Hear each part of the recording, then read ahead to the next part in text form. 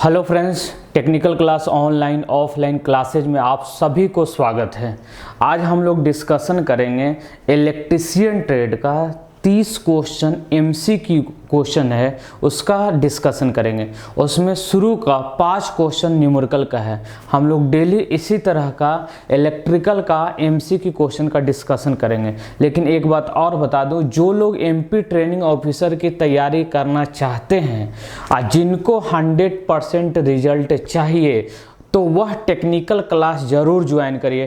क्योंकि technical class एक ऐसा सिस्टम प्रोवाइड करता है, ऐसा नोट्स प्रोवाइड करता है, ऐसा तरीका आपको पढ़ने का बताएगा, आपको पढ़ने को उत्सुकता को हम जगा देंगे ताकि आपको जॉब लेने में आसानी होगा। अगर एमपी ट्रेनिंग ऑफिसर की तैयारी करना चाहते हैं तो हमारे टेक्निकल क्लास ऑफलाइन कोचिंग जरूर ज्वाइन करिए। चलिए देर नहीं करते हैं, आज हम लोग देखिए, सबसे पहले मैं बता दूं आपको, राजस्थान टेक्निकल हेल्पर की वैकेंसी आई हुई है। इलेक्ट्रीशियन ट्रेड के वहाँ स्टूडेंट फॉर्म अप्लाई किए हैं। आपको बिहार इलेक्ट्रिसिटी बोर्ड का वैकेंसी आने वाला है, यूपीपीसीएल का भी वैकेंसी और आएगा। तो आप लोग अगर इलेक्ट्रिकल ट्रेड से आईटीआई किए, इलेक्ट्रीशियन ट्रेड से आईटीआई किए हैं और आप चाहते हैं कि आप इलेक्ट्रीशियन की तैयारी करना चाहते हैं, या एमपी के रहने वाले हैं, बीटेक हैं, डिप्लोमा है या आईटीआई इलेक्ट्रीशियन से किए हैं और एमपी ट्रेनिंग ऑफिसर की तैयारी करना चाहते हैं, तो मैं आपको विश्वास दिलाना चाहता हूं, आप टेक्निकल क्लास ज्वाइन करिए, आपका रिजल्ट 100% कंफर्म होगा। अगर आप यूट्यूब पर देख रहे हैं तो हमारे चैनल को सब्सक्राइब करिए, लाइक कर दीजिए, शेयर करिए। अगर फेसबुक पर देख रहे हैं तो फेसबुक पेज को भी लाइक कर दीजिए। डिस्क्रिप्शन में हमारा नंबर मिलेगा, अधिक जानकारी के लिए वहां कॉल कर सकते हैं। बाहर के जो स्टूडेंट जबलपुर के बाहर के रहने वाले हैं, यहाँ हॉस्टल फैसिलिटी भी उपलब्ध है, यहाँ स्टूडेंट आकर रह सकते हैं, रूम प्रोवाइड कराया जाता है, खाना पीना मेस है, मेस में दिया जाता है। चलिए देर नहीं करते हैं, स्टार्ट करते हैं। और फर्स्ट क्वेश्चन पहले ही हम बता चुके हैं कि शुरू का 5 क्वेश्चन न्यूमेरिकल है। शुरू का जो 5 क्वेश्चन है आपको न्यूमेरिकल है। देखिए फर्स्ट क्वेश्चन कह रहा है, फर्स्ट क्वेश्चन कह रहा है कि यदि एक आयरन जिस पर 1000 वाट अंकित है, एक आयरन है और आयरन पर कितना वाट अंकित है, 1000 वाट अंकित है, और कहा जाता है कि 3 घंटे चलाया जाता है, तो 30 दिन में उपयुक्त कुल ऊर्जा KW जो H होता है, मैं बता दूं, एक यूनिट में 1000 वाट होता है, ठीक है, और एक KWH इक्वल टू 1 यूनिट होता है, ठीक है। यानी कि यूनिट में निकालने के लिए कह रहा है, तो कितना है 1000 वाट, कितना घंटा यूज करते हैं, 3 घंटा यूज करते हैं। अब कितना दिन तक यूज करते हैं, 30 दिन। यह सब आ गया, 1000 से भाग दे दीजिए तो यूनिट में आ जाएगा, ये कैंसिल हो जाएगा, तो कितनी है, 30 है 90, यानी कि 90 KWH आपको ऊर्जा खपत होता है। तो इस तरह से अगर आप निकालिएगा तो न्यूमेरिकल आपको बनेगा। और इलेक्ट्रीशियन जिसका ट्रेड होता है, सबसे उनका वीक पोर्शन होता है न्यूमेरिकल। हम लोग न्यूमेरिकल को एक अलग ही कॉन्सेप्ट मेथड द्वारा समझाया जाता है। एक अलग ही 300 PDF न्यूमेरिकल का है जो विभिन्न एग्जाम में आया हुआ है। फर्स्ट क्वेश्चन हो गया, किसी प्रकार का दिक्कत होगा तो आप कमेंट करके बता सकते हैं। सेकंड क्वेश्चन देखिए क्या कह रहा है। सेकंड क्वेश्चन कह रहा है कि किसी परिपथ में लगे 3 प्रतिरोध है। देखिए इलेक्ट्रिकल हो चाहे फीटर हो, न्यूमेरिकल बहुत टफ नहीं होता है। हम नहीं जानते हैं ना, तब आपको टफ लगता है। सेकंड क्वेश्चन कर रहा है कि किसी परिपथ में 3 प्रतिरोध लगा हुआ है, 3 प्रतिरोध लगा हुआ है, 3 प्रतिरोध किस क्रम में लगा हुआ है, श्रेणी क्रम में लगे। कि ये फिगर द्वारा हम लोग समझने का कोशिश करते हैं, तीनों प्रतिरोध किस क्रम में लगा हुआ है, श्रेणी क्रम में लगा हुआ है। कह रहा है कि 20 ओम के साथ 40 वोल्ट ड्रॉप कर रहा है। यह जो 20 ओम जिसकी कैपेसिटी है, यह 40 वोल्टेज ड्रॉप कर रहा है। 30 ओम के साथ 60 वोल्ट, इसका है वैल्यू 30 ओम। अब वोल्टेज कितना ड्रॉप कर रहा है, 60 वोल्ट। उसके बाद कर रहा है 60 वोल्ट जो कर रहा है, 90 ओम के साथ 180 वोल्ट कर रहा है। यानी कि तीसरा प्रतिरोध जो है वह 90 ओम के साथ है, कितना वोल्टेज ड्रॉप कर रहा है, 180 वोल्ट ड्रॉप कर रहा है। तो कह रहे कि अप्लाई वोल्टेज कितना होगा, आप खुद सोचिए, सबको जोड़ दीजिए तो यही तो अप्लाई होगा।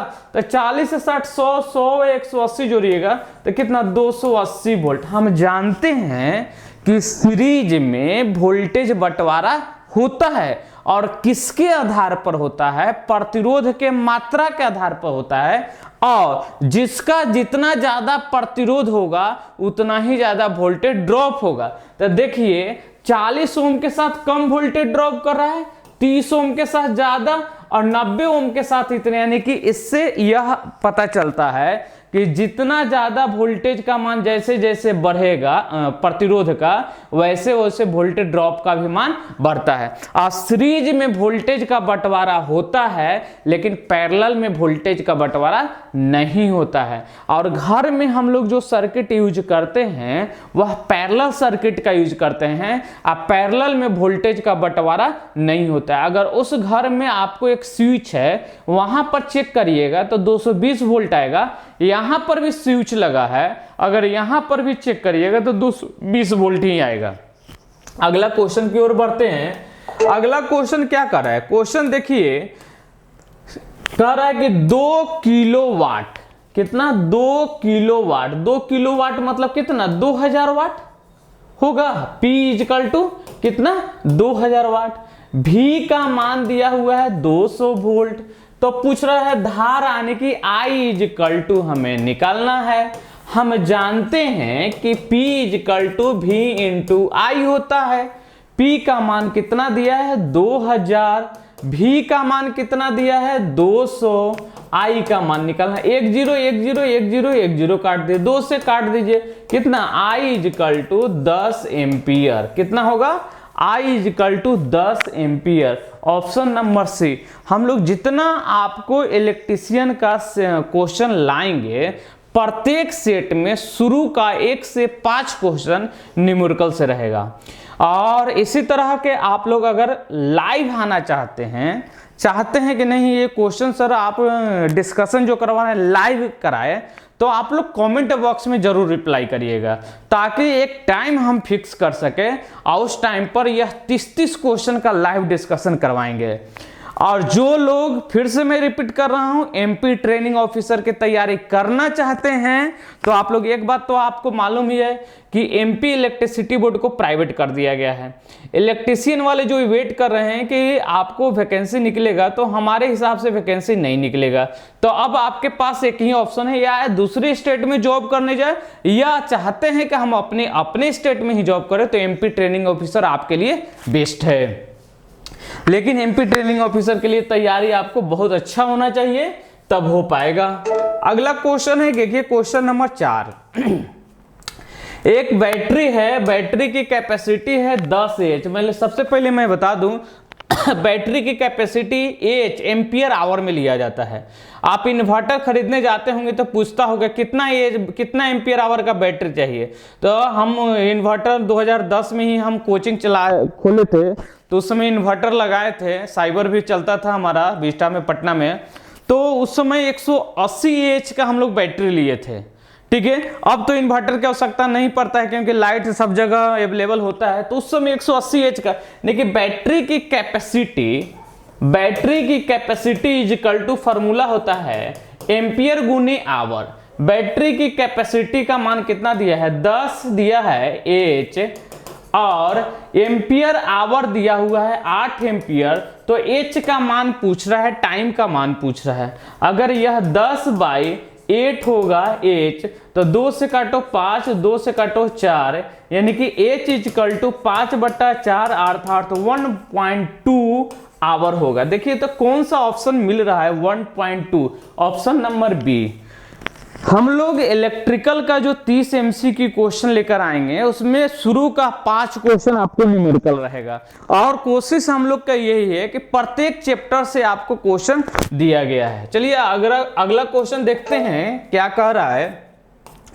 देखिए कह रहा है कि देखिए यह तो ALP में बहुत बार क्वेश्चन पूछा गया है, रेलवे ड्राइवर में ये क्वेश्चन बहुत बार पूछा गया है। कोई बल्ब है, बल्ब खरीदने जाते होंगे आप मार्केट में, तो देखेंगे उस पर लिखा हुआ रहता है, पावर और वोल्टेज भी लिखा रहता है। तब पूछता है कि उस बल्ब के प्रतिरोध का मान क्या होगा। R इक्वल टू फॉर्मूला होता है V x² बाई W। अब V का मान कितना है 250 गुने 250, W का मान है 100, 101010, 25 से 25 में गुना करिएगा 625 ओम आएगा। कौन सा ऑप्शन में मिल रहा है 625? Option number C. यह 1 से लेकर 5 तक न्यूमेरिकल है, ठीक है। उसी तरह हम लोग लेकर आएंगे। आप लोग चाहते हैं कि हम लाइव क्लास लेकर आएं तो कमेंट बॉक्स में जरूर रिप्लाई करिएगा, ताकि आप लोग के लिए 30 क्वेश्चन का डेली हम लाइव लेकर आ सके। क्वेश्चन अगला है, टंगस्टन फिलामेंट बल्ब के जलते हुए अवस्था का तापमान क्या होता है? सबसे पहले जानिए कि टंगस्टन का मेल्टिंग पॉइंट होता क्या है। टंगस्टन क्या है? तो टंगस्टन धातु जो है उसका मेल्टिंग पॉइंट जो होता है 3380 होता है। एक बात और थोड़ा सा इसके बारे में हम बता दूं, जो पहले पीला वाला बल्ब आता था, वह पीले वाले बल्ब का फिलामेंट जो लगा होता था वह टंगस्टन का लगा होता था। क्वेश्चन में आता भी था कि फिलामेंट युक्त बल्ब में फिलामेंट किसका बना होता है? टंगस्टन का। अब सवाल है कि टंगस्टन का ही हम क्यों यूज करते हैं?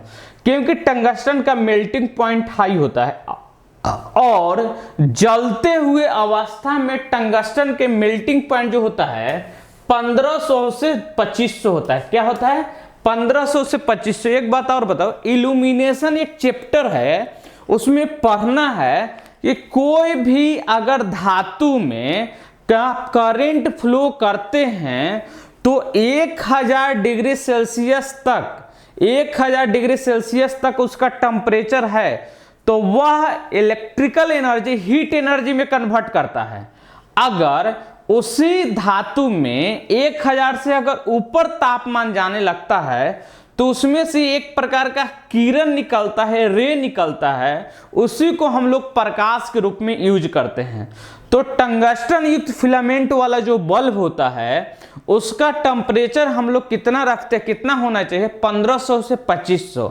एक क्वेश्चन और आता है कि जलते हुए हीटर के फिलामेंट कॉइल का टेम्परेचर कितना होता है, तो उसका भी याद रखिएगा 800 डिग्री सेल्सियस से 1000 डिग्री सेल्सियस होता है। पहले ही हम बोले थे कि अगर कोई भी धातु में, यानी कि कोई भी धातु में अगर 1000 डिग्री सेल्सियस तक टेम्परेचर देते हैं तो वह इलेक्ट्रिकल एनर्जी को हीट एनर्जी में कन्वर्ट करता है। जैसे जैसे टेम्परेचर बढ़ाएंगे तो वही उस प्रकार में एक रे निकलता है और वह लाइट एनर्जी में कन्वर्ट करने लगता है। पर टेम्परेचर से दो ही क्वेश्चन पूछता है, एक हीटर का टेम्परेचर, जलते हुए कॉइल जो होता है उसका कॉइल का टेम्परेचर कितना होता है लाल तप्त अवस्था में, एक बल्ब का, तो बल्ब का 1500 से 2500 और हीटर का 800 से 1000। ठीक है, कमेंट करके आप लोग जरूर बताइएगा क्वेश्चन के बारे में। अब देखिए शक्ति, शक्ति मतलब पावर, कार्य करने की दर को शक्ति कहते हैं। इलेक्ट्रिकल में कार्य करने की दर को शक्ति कहते हैं। P equal to W by T, P equal to W by T. और W का यूनिट क्या होता है? जूल। और समय का सेकंड, यह जूल पर सेकंड को ही क्या कहा जाता है? वाट कहा जाता है। क्या कहा जाता है? वाट कहा जाता है। एक बात और बता दूं, वाट, वाट, किलोवाट, मेगावाट, यह HP, यह सब किसका यूनिट है? यह सब पावर का यूनिट है।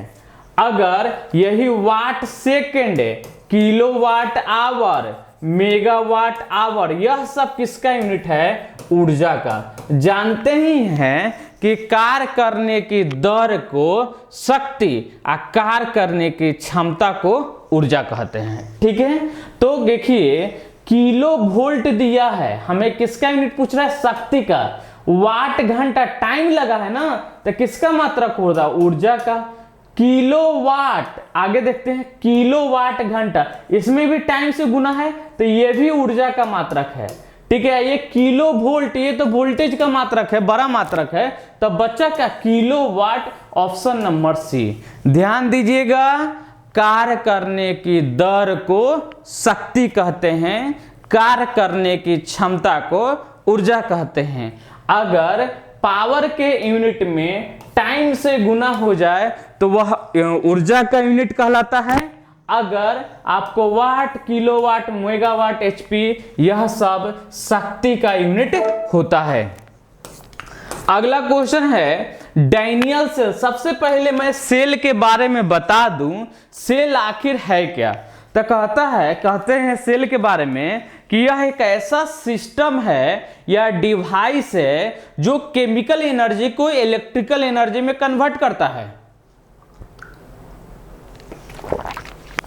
सेल के बारे में कहा जाता है कि यह एक ऐसा सिस्टम है या डिवाइस है जो केमिकल एनर्जी को इलेक्ट्रिकल एनर्जी में कन्वर्ट करता है। सेल मुख्य रूप से दो प्रकार के होते हैं, प्राइमरी सेल और सेकेंडरी सेल। प्राइमरी सेल उसे कहते हैं जो रिचार्जेबल नहीं होता है, दोबारा उसे चार्ज नहीं कर सकते हैं। लेकिन सेकेंडरी सेल वैसा होता है जिसे दोबारा चार्ज कर सकते हैं। प्राइमरी सेल मुख्य रूप से चार प्रकार के होते हैं। कौन कौन? Voltaic cell, Daniell cell, Leclanche cell और शुष्क सेल। ठीक है। और सेकेंडरी सेल में मुख्य रूप से लेड एसिड सेल का ही यूज जनरली करते हैं। तो कहता है कि डैनियल सेल में कौन सा किसका यूज करते हैं? कॉपर सल्फेट का यूज करते हैं। डैनियल सेल में कॉपर सल्फेट का यूज करते हैं और H2SO4 सल्फ्यूरिक अम्ल का यूज वोल्टाइक सेल में करते हैं। कौन से? वोल्टाइक सेल में यूज करते हैं। और अमोनिया क्लोराइड जो दिया है ना, यह लेक्लांचे सेल में यूज करते हैं। इसको लेक्लांचे सेल में, इसको वोल्टाइक सेल में यूज किया जाता है। क्वेश्चन के हिसाब से देखिएगा तो आपको ये आंसर होगा। आगे बढ़ते हैं।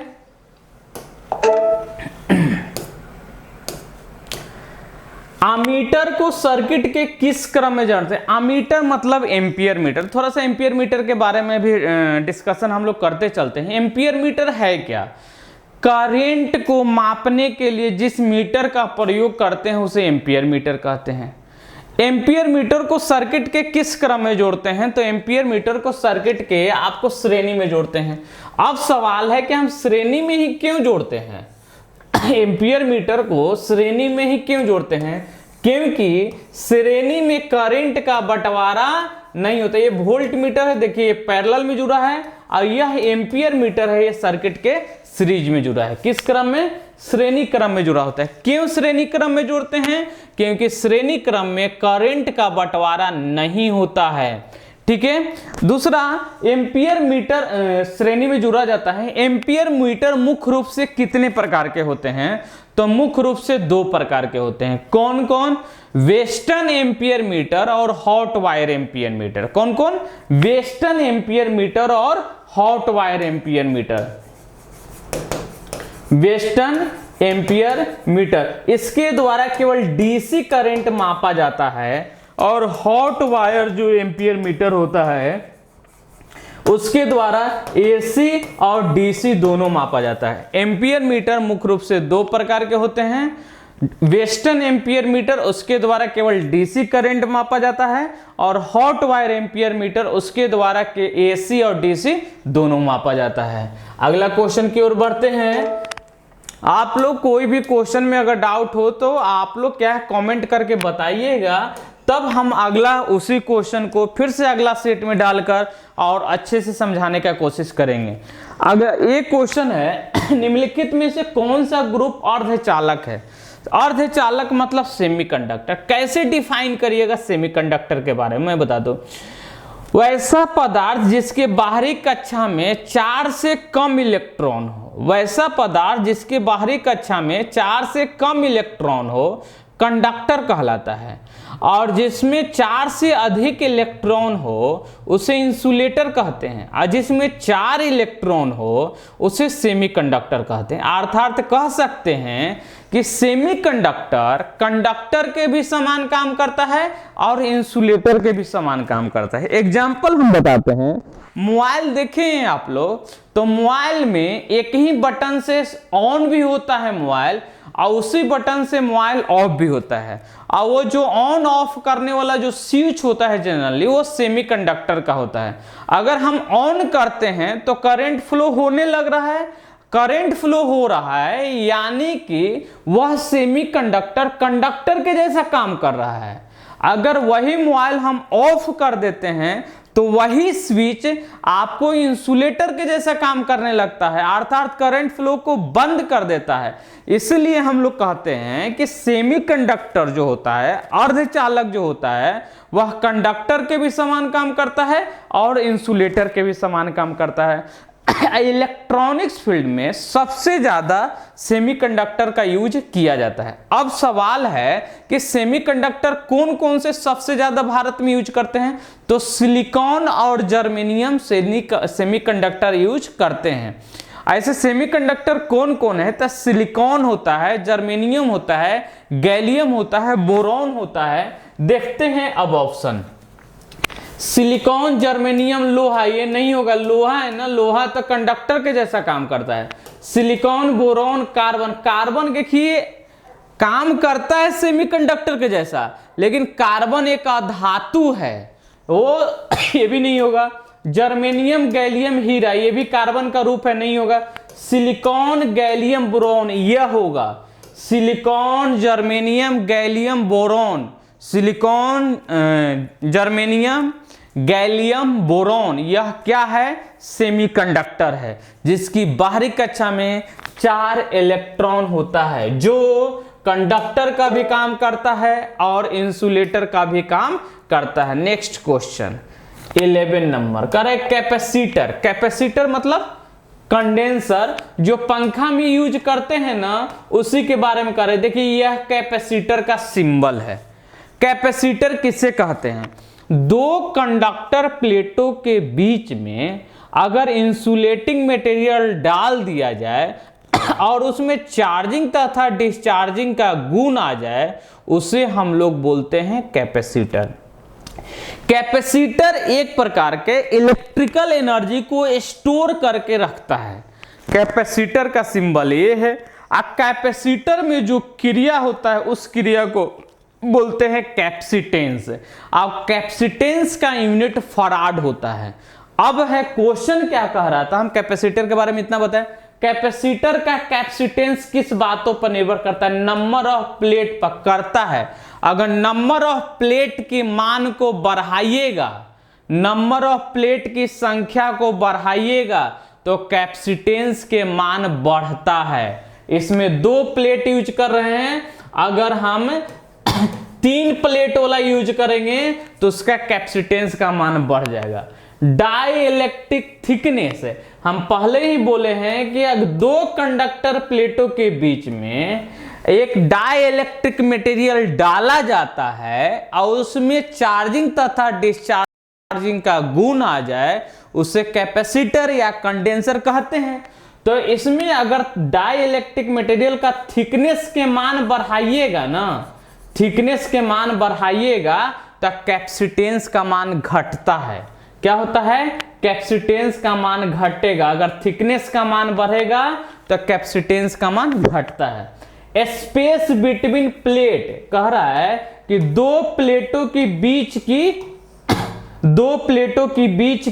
दूरी। अब बताइए, एक यहां 2 प्लेटों के बीच की दूरी इतना है और एक में 2 प्लेटों के बीच की दूरी इतना है, तो ऑटोमेटिक है कि इसमें कम दूरी है तो इसमें डाई इलेक्ट्रिक स्ट्रेंथ है, यानी कि थिकनेस कितना होगा, कम होगा।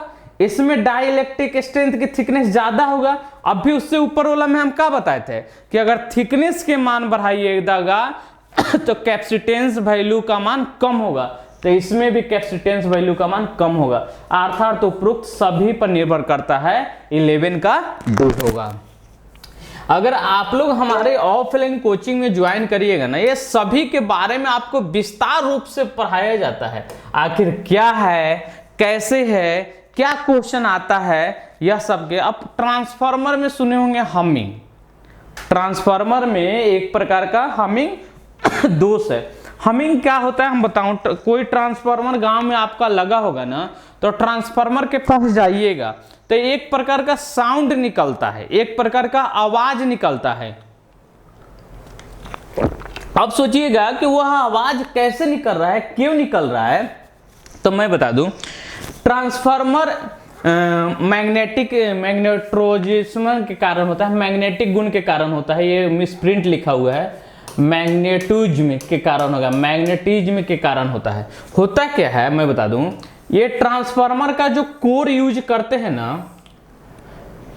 और इसमें कोर में हम लोग क्या करते हैं थोड़ा समझिएगा तब यह पता चलेगा। हम लोग एसी सप्लाई देते हैं, जैसे ही एसी सप्लाई देते हैं ना तो यह कोर मैग्नेट के जैसा काम करने लगता है। किसके जैसा? मैग्नेट के जैसा। तो एक कोर जो होता है यह नॉर्थ पोल है, यह साउथ पोल, यानी कि एक साउथ तो एक नॉर्थ बन जाता है। अब बताइए, हम लोग जानते हैं कि एसी सप्लाई में हमारा इस बिंदु पर जब आते हैं, यहां पर मैक्सिमम होता है एसी का वैल्यू और यहां पर 0 होता है। तो जब यहां पर मैक्सिमम होता है तो ये मैग्नेट बनता है। तो मैग्नेट बना तो ये भी साउथ पोल, ये भी साउथ पोल, ये भी साउथ पोल। हम मैग्नेट में पढ़े हैं कि समान पोलों के बीच में विकर्षण होता है। तो जब यह साउथ पोल बना तो विकर्षण हुआ, यानी कि ये पत्ती इधर है, ये पत्ती इधर जाएगा। जैसे ही एसी करंट का मान यहां पर 0 होगा तो मैग्नेट का मान 0 यानी कि समाप्त हो जाएगा। तो यह एक इधर से खींचा हुआ था, इधर से खींचा हुआ था, जब ऑटोमेटिक यह छूटेगा तो एक दूसरे में टकराएगा। तो टकराएगा तो क्या आवाज? एक प्रकार का आवाज आता है, उसी को बोलते हैं ट्रांसफार्मर में हमिंग। हमिंग क्या है? एक प्रकार का साउंड है। क्यों होता है हम पूरा डिटेल बता दिए हैं। इससे भी डिटेल आगे आपको इसी तरह पढ़ना है तो हमारे टेक्निकल क्लास ऑफलाइन कोचिंग जरूर ज्वाइन करिए। आपकी रिजल्ट की गारंटी हम लेते हैं, बशर्ते आपको हमारे अनुसार पढ़ना पड़ेगा, तब होगा। पहले जैसा रिजल्ट इतना आसानी से नहीं होता है, बहुत टफ हो गया है। अगर आप तैयारी अच्छा से नहीं करते हैं तो नहीं होगा। एक है इलेक्ट्रिकल चौक। चौक का हम सिंबल बना देते हैं। देखिए, हम लोग स्मार्ट बोर्ड के द्वारा, हमारा क्लासरूम पूरा एसी है। देखिए ये जो है ना, ऊपर एक कोर है, आयरन कोर है और एक कॉइल है। इसमें अगर हम एसी सप्लाई देते हैं ना तो इंडक्टेंस की क्रिया होता है। जिस तरह रजिस्टर में रेजिस्टेंस की क्रिया होता है, कैपेसिटर में कैपेसिटेंस की क्रिया होता है, ठीक उसी तरह कॉइल में इंडक्टेंस की क्रिया होता है। इंडक्टेंस की क्रिया 2 प्रकार के होता है, सेल्फ इंडक्टेंस और म्यूचुअल इंडक्टेंस। अब थोड़ा सा म्यूचुअल इंडक्टेंस के भी बारे में हम बताते हैं, सुनिए। देखिए क्या है ना कि यह वीडियो थोड़ा सा लंबा होने के कारण हम लोग शॉर्ट में चलते हैं ना, तो 30 को क्वेश्चन डिस्कशन अच्छा से करवाएंगे तो 1.5 घंटा टाइम चाहिए। हम लोग 35 से 40 मिनट मैक्सिमम मान के चले हैं कि 40 मिनट में क्लास खत्म हो जाना चाहिए। देखिए, इंडक्टेंस की क्रिया होता है। इंडक्टेंस की क्रिया 2 प्रकार के, टाइप्स ऑफ इंडक्टेंस 2 प्रकार के होते हैं। एक सेल्फ इंडक्टेंस होते हैं और दूसरा होते हैं म्यूचुअल इंडक्टेंस। अब बोलिए सेल्फ इंडक्टेंस क्या है? तो कहा जाता है जिस कॉइल में सप्लाई दिए, जिस कॉइल में सप्लाई दिए और उसी में इंडक्टेंस की क्रिया होता है, उसे सेल्फ इंडक्टेंस कहते हैं। और इलेक्ट्रिकल जो चौक देखे हैं ना, शादी समियाना उमियाना में जो पहले वाला चौक नहीं भारी आता था, भारी होता था, ट्यूबलाइट के साथ लगाते थे, आज वाला नहीं, आज तो इलेक्ट्रॉनिक चौक होता है। इलेक्ट्रिकल चौक किस सिद्धांत पर काम करता है? सेल्फ इंडक्टेंस के सिद्धांत पर काम करता है। बहुत बार क्वेश्चन पूछ चुका है, रेलवे ड्राइवर में भी क्वेश्चन पूछ चुका है। इलेक्ट्रिकल चौक किस सिद्धांत पर काम करता है? सेल्फ इंडक्टेंस के। सेल्फ इंडक्टेंस हम बताएं कि जिस कॉइल में सप्लाई दिए और उसी कॉइल में इंडक्टेंस की क्रिया होता है, उसे सेल्फ इंडक्टेंस कहते हैं। अब बोलिए म्यूचुअल इंडक्टेंस किसे कहते हैं? जिस कॉइल में, एक कॉइल में सप्लाई दिए और दूसरी, फर्स्ट कॉइल में सप्लाई दिए और दूसरी कॉइल में इंडक्टेंस की क्रिया होता है, उसे बोलते हैं हम लोग म्यूचुअल इंडक्टेंस। और ट्रांसफार्मर जो सुने हैं, ट्रांसफार्मर म्यूचुअल इंडक्टेंस के सिद्धांत पर काम करता है, अर्थात हिंदी में उसे अन्योन्य प्रेरण के नाम से जानते हैं। और जो सेल्फ इंडक्टेंस है उसे स्वतः प्रेरण के नाम से हम लोग जानते हैं। ठीक है, क्या होगा, सेल्फ इंडक्टेंस, ये स्वतः प्रेरणा, ये म्यूचुअल इंडक्टेंस, यह ट्रांसफार्मर काम करता है। क्या, ट्रांसफार्मर काम करता है। आगे बढ़ते हैं। एक तापीय संयंत्र, तापीय कहें तो एनटीपीसी, एनटीपीसी में किसके द्वारा बिजली उत्पन्न होता है, नेशनल थर्मल पावर कॉर्पोरेशन, कोयला के द्वारा। इसका इफिशियंसी जो होता है ना बहुत कम होता है, 25 से 30% होता है। ईंधन इसमें बहुत ज़्यादा लगता है। आने वाला दिनों में विकल्प के रूप में सोलर प्लेट यानी कि सौर ऊर्जा का विकास किया जा रहा है धीरे धीरे, लेकिन अभी फिलहाल हमारे देश में सबसे ज़्यादा अगर बिजली का उत्पादन होता है तो बाई हीट के द्वारा अर्थात तापीय ऊर्जा के द्वारा होता है, जिसकी इफिशियंसी 25 से 30%। NTPC national thermal power corporation होता है। आगे बढ़ते हैं। चुंबक के उत्तरी ध्रुव को क्या कहते हैं, मैग्नेट है क्या? मैग्नेट मैं बता दूं थोड़ा, मैग्नेट का खोज एशिया के में चीन के मैग्नेशिया प्रांत में हुआ था। और जो मैग्नेट है यह एक प्रकार के खनिज पदार्थ है अर्थात लोहा का अयस्क है, जिसे मैग्नेटाइट के नाम से जानते हैं, जिसका सूत्र होता है Fe3O4। यह मैग्नेटाइट का सूत्र है जिसे नेचुरल मैग्नेट के नाम से जानते हैं। ऐसे मैग्नेट को दो वर्गों में विभाजन किया गया है। एक आपको नेचुरल मैग्नेट जो मैग्नेटाइट के रूप में मिलता है, और एक आपको आर्टिफिशियल मैग्नेट जिसे बनाया जाता है। मैग्नेट का जो दिशा ज्ञान करने के लिए करते हैं समुद्री जहाजों वगैरह पर, मैग्नेट में दो पोल होता है, उत्तरी पोल और दक्षिणी पोल। उत्तरी पोल को धनात्मक पोल के नाम से अर्थात पॉजिटिव पोल के नाम से जानते हैं, और दक्षिणी पोल को जो आपको ऋणात्मक के नाम से जानते हैं। ठीक है, दक्षिणी पोल को ऋणात्मक के नाम से जानते हैं। यह छोटे छोटे क्वेश्चन है, लेकिन बहुत सारे स्टूडेंट को जानकारी नहीं होता है, तो आपको रिजल्ट नहीं होगा। पढ़ना होगा। आप चाहे बीटेक किए हैं, चाहे डिप्लोमा किए हैं या आईटीआई किए हैं, आप चाहते हैं कि एमपी ट्रेनिंग ऑफिसर की तैयारी करना है और रिजल्ट 100% चाहिए, तो टेक्निकल क्लास ऑफलाइन कोचिंग जरूर एक बार ज्वाइन करके आप देखिए आखिर सभी कोचिंग से हमारा कोचिंग अलग कैसे है, और आखिर हम क्या पढ़ाते हैं कि रिजल्ट 100% होता है। अगला क्वेश्चन देखिए, चुंबकीय क्षेत्र का एसआई मात्रक टेस्ला होता है। एसआई मात्रक ये है, ठीक है, और सीजीएस मात्रक जो होता है वह गॉस होता है। सीजीएस मात्रक गॉस होता है। कहा जाता है कि 1 टेस्ला इज इक्वल टू 10 के पावर 4 गॉस होता है, और एक गॉस इज इक्वल टू 10 के पावर -4 टेस्ला होता है। ठीक है, 10 के पावर -4 टेस्ला होता है। या ऐसे एसआई सिस्टम की थोड़ा सा और जानकारी चाहते हैं तो 1971 ईस्वी में शुरुआत हुआ था, और सीजीएस की शुरुआत 1935 ईस्वी में हुआ था, और भारत में 1956 ईस्वी में हुआ था। हर छोटे से छोटे कि आप कंपटीशन की तैयारी कर रहे हैं ना, हर एक पॉइंट को ऑलराउंडर बनिए तभी रिजल्ट होगा। चाहिएगा कि केवल एक सब्जेक्ट, जैसे मैथ्स में अच्छा है तो रिजल्ट हो जाए, नहीं होगा। रीजनिंग में अच्छा नहीं होगा। आप मैथ्स, रीजनिंग, साइंस, अगर टेक्निकल है तो टेक्निकल, जिक के ऑलराउंडर बनिए। यहाँ तक कि अगर आईटीआई आप किए हैं, इलेक्ट्रीशियन ट्रेड है, तो कुछ फीटर का भी नॉलेज रखिए, ताकि एग्जाम में 1-2 क्वेश्चन भी अगर अदर ट्रेड से क्वेश्चन पूछता है और आप वो 2 क्वेश्चन बना देते हैं, तो आप सभी स्टूडेंटों से अलग रहिएगा, भीड़ से अलग रहिएगा, रिजल्ट आपको कंफर्म होगा।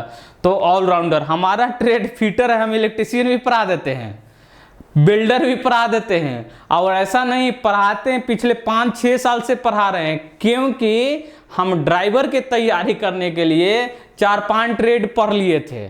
ठीक है, ये तो ऑर्डिनेंस में हम गलती से आ गए थे।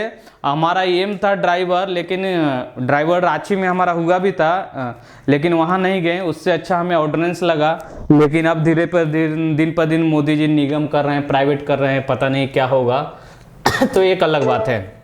चलिए अगला क्वेश्चन देखते हैं। एसी उत्पन्न करने वाले मशीन को अल्टरनेटर और डीसी उत्पन्न करने वाला मशीन को जनरेटर। एसी उत्पन्न करता है उसे अल्टरनेटर और डीसी उत्पन्न करता है जिसे जनरेटर, और जनरेटर के छोटे रूप को डायनेमो कहते हैं। जनरेटर के छोटे रूप को डायनेमो कहते हैं। तो इसे क्या वो आंसर होगा? अल्टरनेटर। क्या होगा? अल्टरनेटर। जनरेटर किसे कहते हैं?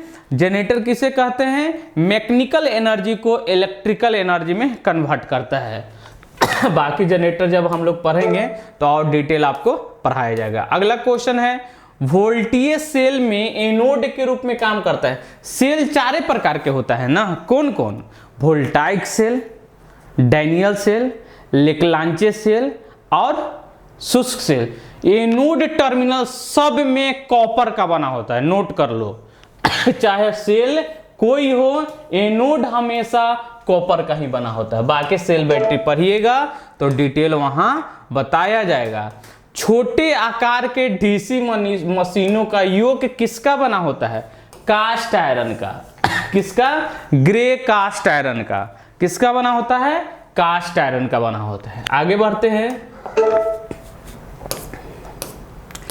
डीसी शंट मोटर के फील्ड वाइंडिंग का कनेक्शन बदल देते हैं ना, तो यह विपरीत दिशा में घूमने लगता है। यह विपरीत दिशा में घूमने लगता है। डीसी जनरेटर किस सिद्धांत पर काम, किस नियम पर काम करता है? तो फ्लेमिंग के दाएं हाथ के जो जनरेट करता है वह मजबूत होता है, वह दाएं हाथ का जनरेटर जनरेट करता है। मोटर खपत करता है, कमजोर होता है, वह बाएं हाथ के नियम पर। सिद्धांत पूछेगा तो फैराडे के इलेक्ट्रोमैग्नेटिक इंडक्शन के सिद्धांत पर। नियम पूछेगा तो आपको राइट हैंड रूल, फ्लेमिंग के दाएं हाथ का नियम पर।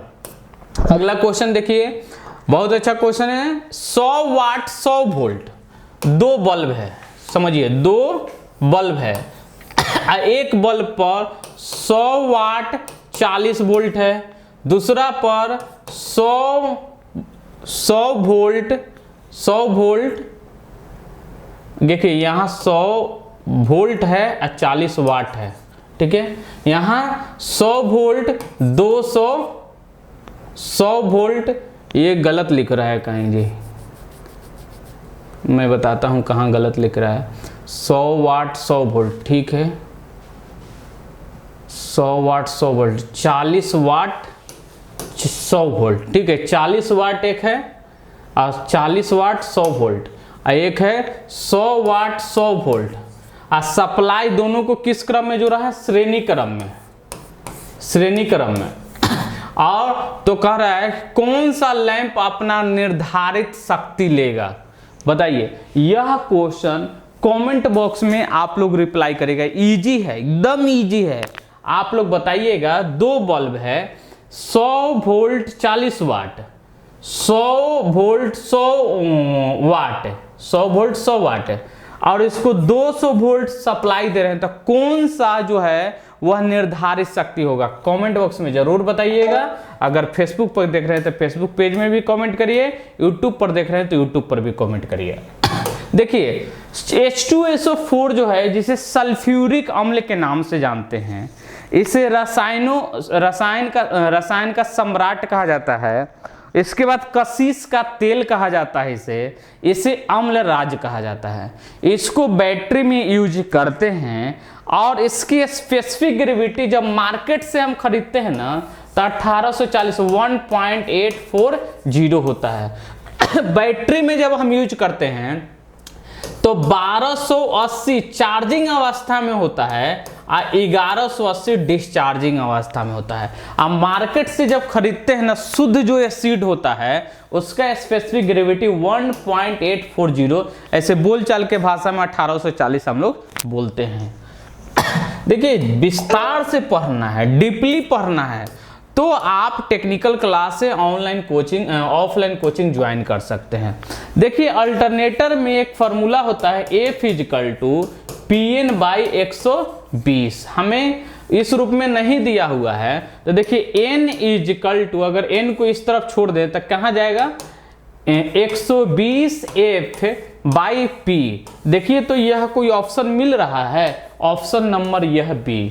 ठीक है, यह आपको अल्टरनेटर में पढ़ना है। और हम जानते हैं अल्टरनेटर किसे कहते हैं जो मशीन AC उत्पन्न करता है उसे अल्टरनेटर, और जो मशीन DC उत्पन्न करता है उसे जनरेटर। विद्युत ऊर्जा को आगे के वोल्ट मीटर से तो वोल्टेज मापा जाता है, वोल्टेज, एम्पियर मीटर से करंट मापा जाता है, वाट मीटर से पावर मापा जाता है, kWh मीटर से ऊर्जा मापा जाता है, जिसे एनर्जी मीटर के नाम से जानते हैं। अगला क्वेश्चन देखिए 25, ट्रांसफार्मर को डीसी सप्लाई दीजिएगा ना तो वह वाइंडिंग में जला देगा। ट्रांसफार्मर जो होता है काम क्या करता है, एसी वोल्टेज को कम और अधिक करने के लिए, कम या अधिक करने के लिए, थोड़ा सा और बता दें इसके बारे में। ट्रांसफार्मर का जो होता है वोल्टेज और करंट इसके द्वारा परिवर्तन कर सकते हैं, लेकिन ट्रांसफार्मर के द्वारा पावर और फ्रीक्वेंसी को किसी प्रकार का चेंजिंग नहीं कर सकते हैं। ट्रांसफार्मर की इफिशियंसी जो होता है 95 से 98% होता है, और ट्रांसफार्मर की रेटिंग केवीए में होता है। गांव में सुने होंगे 25 केवीए के ट्रांसफार्मर लगाए हैं, 63 केवी के ट्रांसफार्मर लगाए हैं, तो अलग अलग कैपेसिटी का रेटिंग का ट्रांसफार्मर आता है।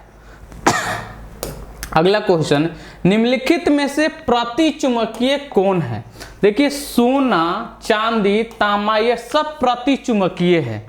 ऐसे पूरा पदार्थ को 3 वर्गों में बांटा गया है, लौह चुंबकीय, अनुचुंबकीय और प्रतिचुंबकीय।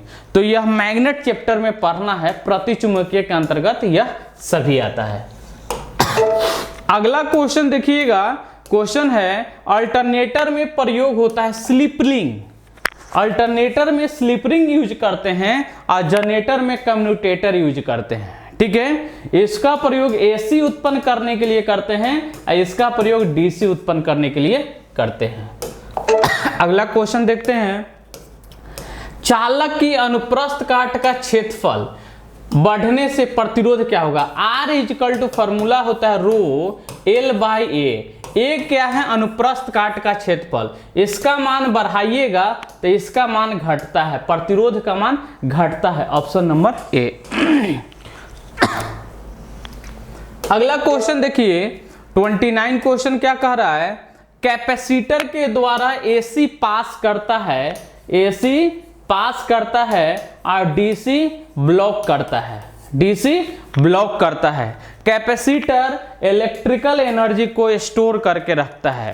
कैपेसिटर का काम ट्यूनिंग सर्किट में भी यूज करते हैं। कैपेसिटर का काम फिल्टर सर्किट में भी यूज करते हैं। कैपेसिटर का काम पंखा में भी यूज करते हैं, जो यहाँ इलेक्ट्रिकल एनर्जी को स्टोर करके रखता है। तो कैपेसिटर का मल्टीपर्पज से यूज करते हैं। कहाँ पर यूज कर रहे हैं और किस वर्क के लिए यूज कर रहे हैं यह देखा जाता है। पहले ही हम बता चुके हैं कि मैग्नेट जो होता है वह एक खनिज पदार्थ है, लोहा का अयस्क होता है। जो मैग्नेटाइट है वह नेचुरल मैग्नेट होता है, जिसका सूत्र Fe3O4 होता है, ऑप्शन नंबर बी होगा। 30 क्वेश्चन का हमारा डिस्कशन हो गया। अगर आप लोग चाहते हैं कि लाइव हम लेकर आए तो रात में ही 9 बजे, 10 बजे, 11 बजे हम लेके आएंगे। आप लोग कमेंट बॉक्स में जरूर बताइएगा। आप लोग चाहते हैं कि एमपी ट्रेनिंग ऑफिसर में हमारा रिजल्ट कंफर्म हो तो हमारा टेक्निकल क्लास ऑफलाइन कोचिंग जरूर ज्वाइन करिए। डिस्क्रिप्शन में लिंक दिया हुआ रहेगा, यूट्यूब पर देख रहे हैं तो। अगर फेसबुक पर देख रहे हैं तो ऊपर हमारा व्हाट्सएप नंबर दिया रहेगा, वहाँ से आप पता कर सकते हैं कि फीस क्या है, हमारा हॉस्टल चार्ज क्या है, खाना का कितना लगता है, रूम रेंट कितना लगता है, सभी के बारे में आपको विस्तार से बताया जाएगा। टेक्निकल क्लास एक ऐसा चैनल है जहां इकलौता चैनल है जो सभी ट्रेडों का क्लास कराया जाता है और अलग ही कॉन्सेप्ट के माध्यम से समझाया जाता है, जहां रिजल्ट की गारंटी लिया जाता है। आप अगर मेहनत करिएगा तो रिजल्ट होगा। सफलता एक दिन में नहीं मिलता है, लेकिन लगे रहिएगा तो जरूर एक दिन मिलेगा। ठीक है, और इसी विश्वास के साथ आप लोग पढ़ाई जारी रखिए। होली बाद होली हो गया है, आप लोग तन मन धन से तैयारी करिए। वैकेंसी बहुत सारे आने वाला है, तैयारी करिए। सोचिए कि वैकेंसी आने के बाद करेंगे तो नहीं होगा। ठीक है, ओके, बाय बाय।